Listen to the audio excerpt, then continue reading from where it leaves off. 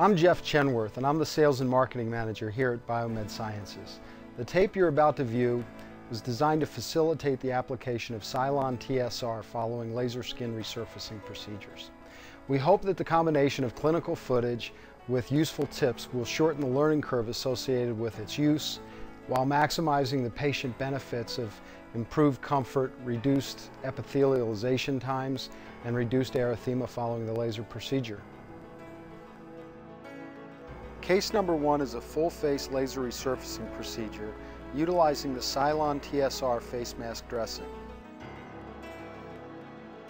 The laser skin resurfacing procedure is completed before applying the TSR dressing. Position the dressing over the face with the widely spaced handles oriented down and the closely spaced handles oriented up. Note that the side of the dressing that's in contact with the paper is applied against the wound surface. A small opening for the mouth is created for an airway, with care not to cut more than necessary. A helpful hint: in order to prevent tenting around the nose and orbits, the edge of the dressing may be lifted after it's in place, then repositioned by walking it down with your fingers across the surface of the nose, eyes, and cheeks in order to create relaxation lines, to reduce or eliminate any tension on the dressing. This will reduce the likelihood of the dressing shifting out of place as the patient talks, smiles, or eats. The handles are used as drawstrings to be tied crosswise behind the patient's head. A helpful hint: the handles may be stretched considerably by pinching at the base and pulling from the base to the tip in one continuous motion. The cap is removed from underneath the dressing and the opening around the mouth is stretched.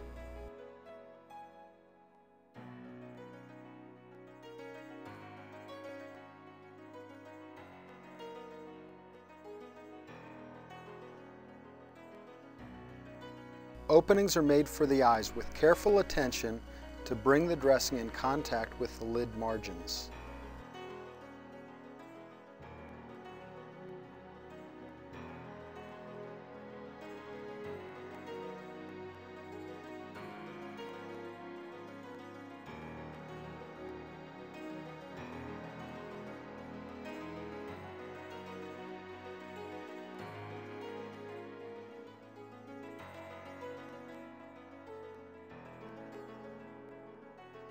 Another option for managing tenting around the nose and orbits is to cut the dressing along the length of the nose to allow better contact with the cheeks and orbits.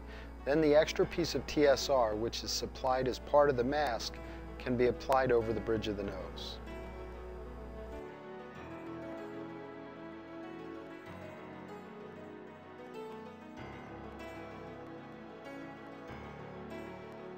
Another helpful hint: if excess tension has been avoided in the initial application of the dressing, the spare piece may be used as a second layer over the mouth to maximize dressing coverage in this area.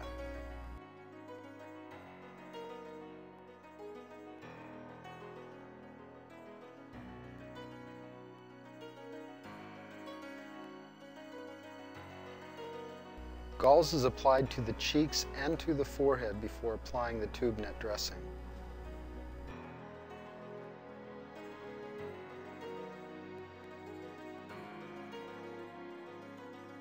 The tube net is applied from the chin up over the top of the head.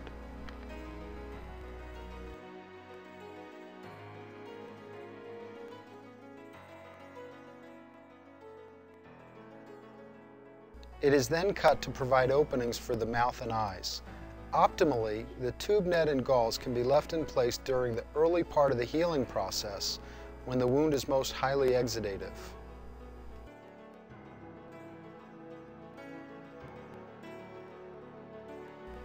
Case 2 demonstrates the use of Silon-TSR for perioral or periorbital applications.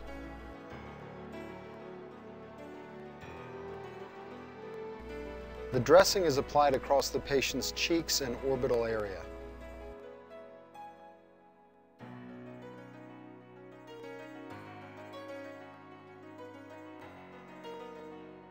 Notice that the technician applying the dressing applies it in a loose fashion in order to minimize shifting of the dressing and tenting around the eyes and nose.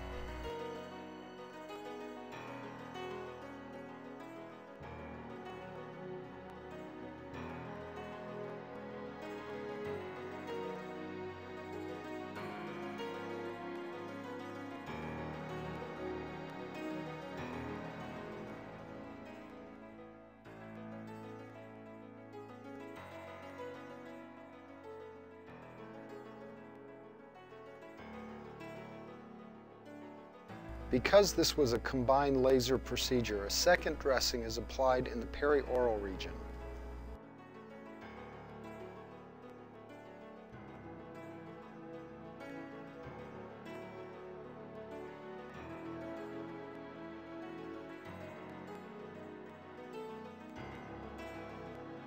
Excess material is removed and overlapping areas are trimmed to minimize blockage of dressing perforations.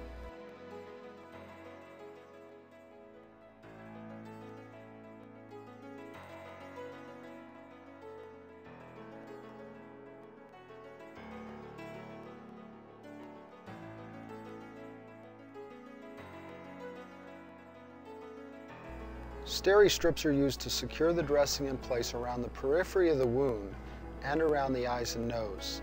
In lieu of gauze and tube net secondary dressings, the patient may be instructed to pat the surface of the Silon-TSR with gauze dampened with a dilute solution of acetic acid.